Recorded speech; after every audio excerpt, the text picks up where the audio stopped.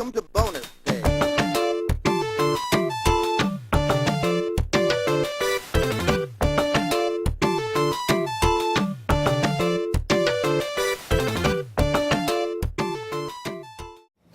Hi everyone, and welcome to our first pickups video. One of the best things about being a video game collector is you get to go on all these nice little video game hunts. And this is my collection that I was able to pick up in July. So let's start on the top here. I finally got myself the Saturn version of Lunar. And next is also the Saturn version of Lunar, but this is the one that required the 4 meg card for the, I believe it was the better video. Correct me if I'm wrong there, Terrence. You're right on that. Enhanced video. This is something we haven't tried yet, but we'll cover that later. Exactly, yeah. Like, unfortunately, most of these haven't been played yet, but we will get at them. And then to complete the Japanese Saturn collection is the Japanese Lunar 2 for the Saturn. And another one I didn't have, I've got the American version, but never had the Japanese version of SNK vs. Capcom 2 on the Sega Dreamcast. I believe this is actually originally based off Dreamcast hardware, so this should be the best version. I'll let you guys know when I try it out. And next we have Ogre Battle for the PlayStation. This is a game I actually bought when it first came out many years ago, then stupidly sold. So a little bit of revenge for myself. I went back and bought it again. The box is in really rough shape, but I will definitely change it up because I have several spare cases. And next I bought the special edition of Death Smiles for the Xbox 360. Comes with the soundtrack and a faceplate. I just like to thank Arxis Systems for taking a chance and releasing these bizarre Japanese games that we probably wouldn't have gotten without them. They released Blaze Blue and many others. So hopefully this does really well. Hopefully everyone goes out there and buys it because the part 2 just came out in Japan, so hopefully we'll get it over here as well.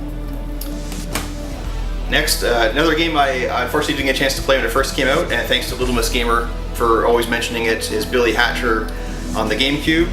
Made by Sonic Team. Really looking forward to playing that. Got it dirt cheap too, like $4, so that's great. To complete my rather lengthy Zelda collection, I ended up buying the GameCube version of Twilight Princess. Of course, I have it on the Wii, but you know, didn't want to get carpal tunnel syndrome from playing it, so gonna definitely try out the GameCube version. Another nice little score is Mario Power Tennis on the GameCube. Got it for $10. I do a lot of traveling when I do my little video game hunts, hit about 7 or 8 different locations, so I always come across some great stuff. And there's my proof right there, I'm not lying. Mario Baseball for the GameCube for $10, and I, embarrassingly enough, have some spare GameCube cases that this is going to be replaced into. Bought from actually a good friend of mine who runs his own video game store, Dead or Alive Paradise. Completely forgot this game was even out until he posted it on his Facebook page, so went out and bought it from him.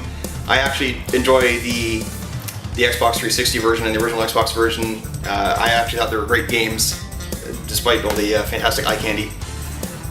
And also, just finished War for Cybertron and was in a huge Transformers mood, so I went out and bought the Atari version of Transformers, which I'm sure is terrible, but I was in this loving Transformers again, so I had to pick that up for a couple bucks and try it out. And one more thing with that is it is subtitled Brand. That's right. You can see it very small underneath there. Yeah.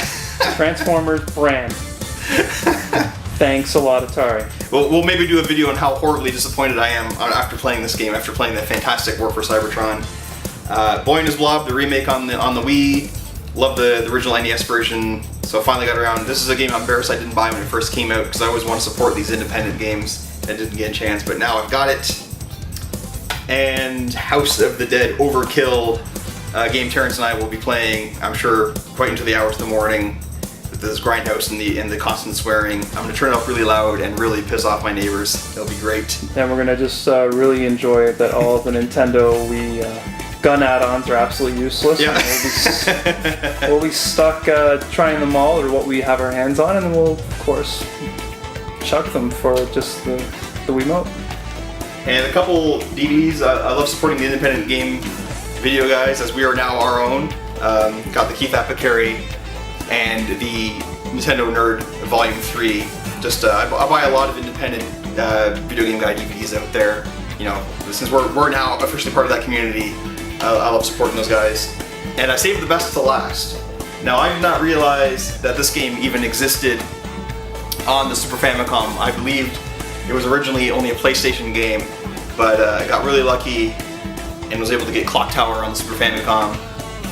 I had, again, no idea this was even out. I brag, and then knowing how much I know about video games, and I believed that the PlayStation version was actually the first version made of this game. No idea it was on the Super Famicom until I saw a video online, and had to hunt it down at any cost just to get it. And had Big Mike talked to me, I would have been spending his money a lot sooner. There you go. See, I like to brag, but there are times where I don't know everything. So those were my pickups for July. I think it's a pretty good score. Looking forward to doing pickups for August. Thanks for joining us, guys.